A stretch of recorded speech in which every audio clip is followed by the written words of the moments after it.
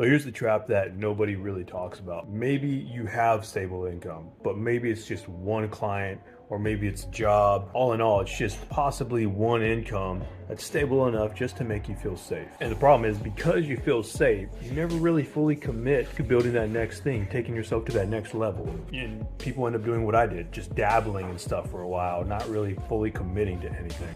I had an 18K a month job and I was comfortable. I was happy. Then it all crashed and burned. Partners split up overnight and literally lost the income. People start when they start becoming uncomfortable. What I did. That's what most people end up doing. And then they end up kicking themselves in the foot, wishing they started sooner. That safety net you have, it's not keeping you safe. It's basically just keeping you in place and keeping you stagnant. Now, I'm not saying quit your job tomorrow. What I am saying though is leave it once it's safe enough to leave because you've replaced that income consistently. The one thing I've always realized is the people who have a stable income while they're trying to build something, that's actually a blessing in disguise because you have something that's still paying you. And people think about it the other way around, like, oh, well, if I had all the time in the world to do this, then I could grow this quicker. True, but you also have an income coming through that could seriously leverage your opportunity and decrease your risk versus going all in and not having that time, right? Or then getting that time back to be able to work on it and still be at risk depending on how long your sales cycle is, depending on how good your skills are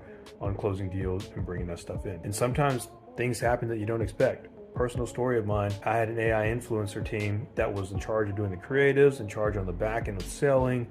And when the platforms shifted, literally the income from those AIs went from about 8,000 a month down to maybe 1,000 to 1,500 a month.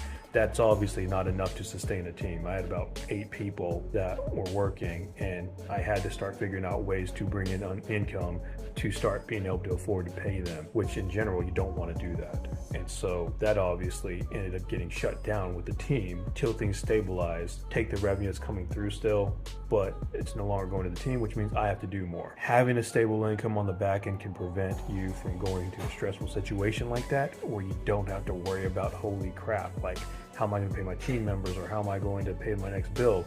Keep them separate. I recommend that. But if worst case comes to worst, you can use some of your income from that stable job to support some of that business as it's growing. So build first, replace second, and then just let go of the third. So build first and replace second. Most people completely skip the build phase. And that's simply because the safe income does make it feel optional. While you have that safe income, go all out on that business and build phase. Don't be a person where you're looking at yourself 5 years later and nothing changed.